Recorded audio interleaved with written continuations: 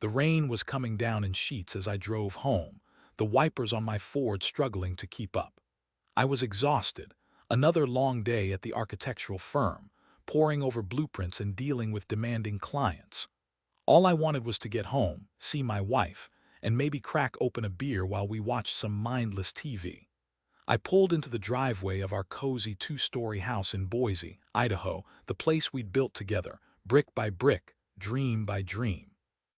The porch light was on, casting a warm glow on the wet pavement. I killed the engine, grabbed my briefcase, and headed inside, anticipation bubbling in my chest. "Livia, I'm home," I called out, dropping my briefcase by the door. Silence. That was odd. Livia usually greeted me at the door with a kiss and a hug, a ritual we both cherished. "Livia," I called again, a knot of unease tightening in my stomach. I walked into the living room. Empty. The TV was off, the fireplace cold.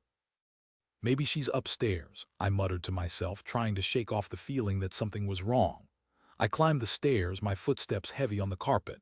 I checked the bedroom. Empty. The bathroom. Empty. My heart started to pound in my chest. Where could she be? I walked back downstairs, my mind racing. Maybe she'd gone to the store, but she always told me if she was going out. I checked the kitchen. A note on the counter held down by a ceramic apple. My hands trembled as I picked it up. "Caspian," it read in Livia's familiar handwriting. "I need some time. I've gone away for a few days. Don't worry about me." "Don't worry about me." The words echoed in my head, mocking me. What the hell was going on? I grabbed my phone and dialed Livia's number. It rang and rang, then went to voicemail. "Hey, it's Livia. Leave a message." I slammed the phone down, frustration boiling over. A few days, without a word, without an explanation. This wasn't like her. Livia was always considerate, always communicative. Something was definitely wrong. I paced the living room, trying to make sense of it all. We'd been married for 15 years, together for 20. We'd been through thick and thin, supported each other through career changes, family illnesses, financial struggles. We were a team, a partnership, a love story for the ages, or so I thought. The more I thought about it, the more I realized that things hadn't been quite right lately. Livia had been distant, preoccupied. She'd been working late a lot, claiming she was swamped with projects at the law firm. She'd been less affectionate, less interested in spending time together. I'd chalked it up to stress, to the pressures of her job. But now, looking back, I wondered if there was more to it. I decided to do something I'd never done before. I decided to snoop. I knew it was wrong, a violation of her privacy, but I couldn't shake the feeling that I needed to know the truth. I started with her phone. I knew her passcode, our anniversary date. I unlocked it and went straight to her text messages. Nothing suspicious at first, just the usual messages from friends and family, work-related stuff. But then I scrolled further down to a contact I didn't recognize. Jonah's. The messages were recent, from the past few weeks. My heart pounded as I started to read them. "I can't stop thinking about you," one message from Livia read. "I miss you so much." Another one, "I can't wait to see you again. These late nights are killing me." And then a message from Jonah's, "Me too, darling, soon, I promise." The world seemed to tilt on its axis. My vision blurred. My hands shook so violently I almost dropped the phone. Jonah's. Who the hell was Jonah's? And what was going on between him and my wife? I scrolled through the rest of the messages, each one a knife twisting in my gut. They were having an affair. Livia, my wife, the woman I loved more than anything in the world, was cheating on me.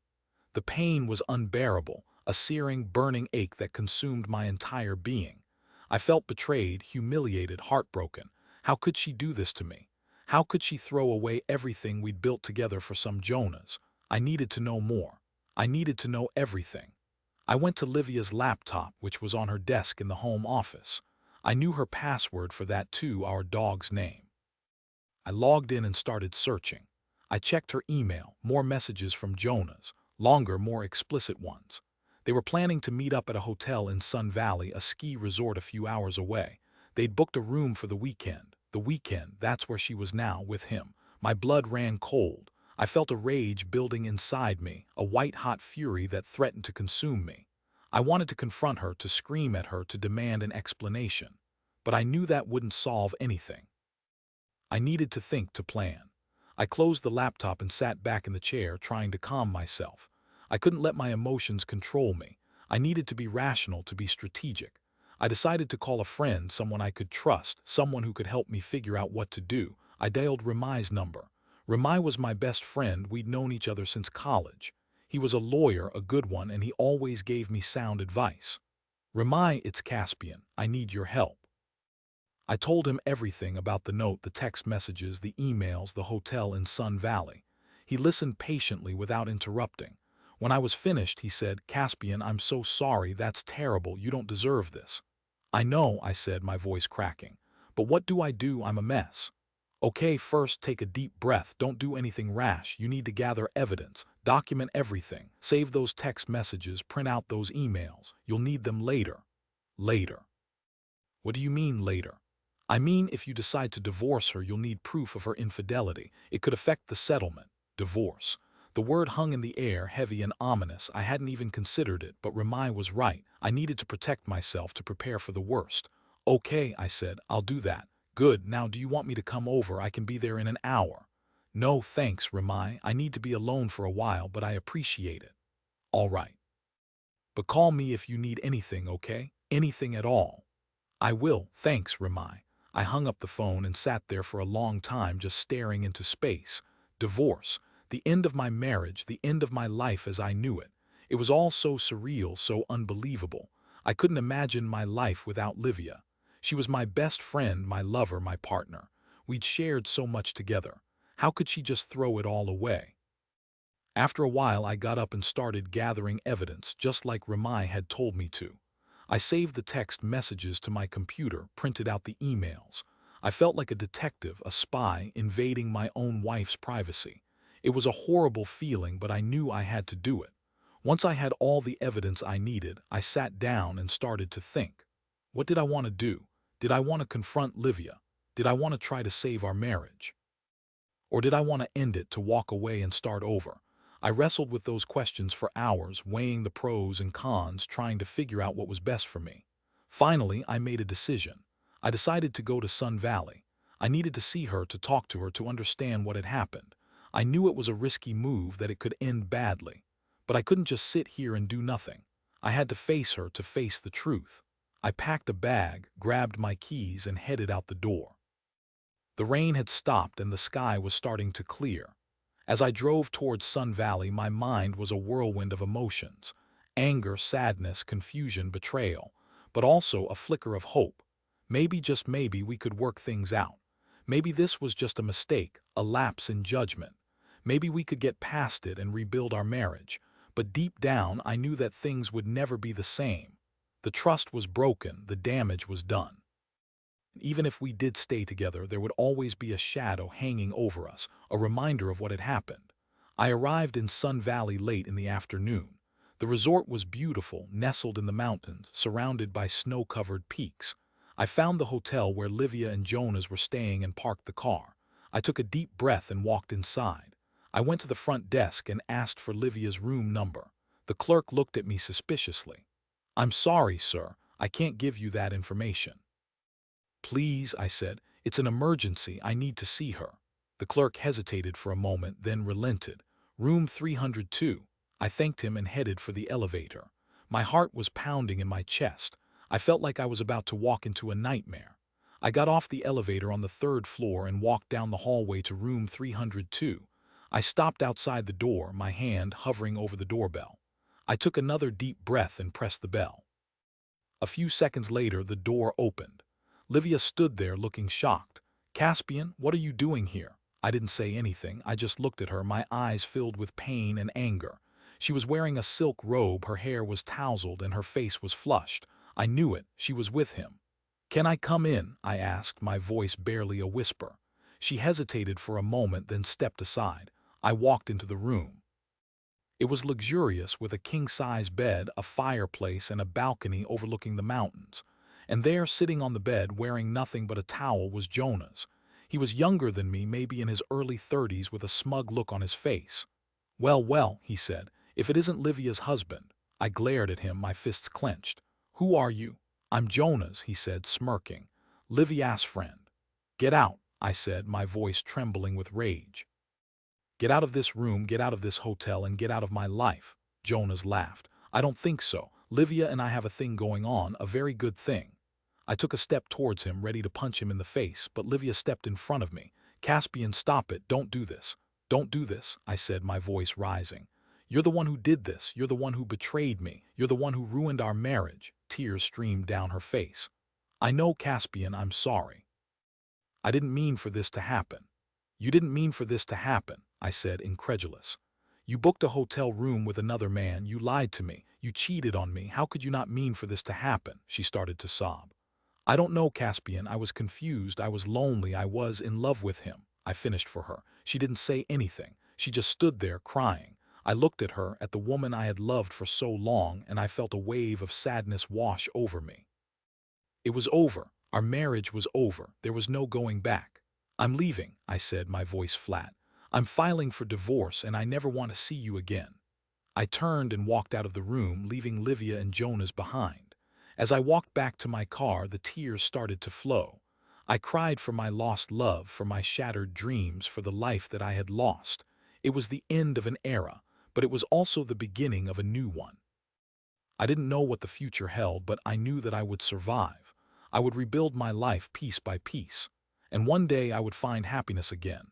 It would take time and it would be painful, but I would get there. I had to.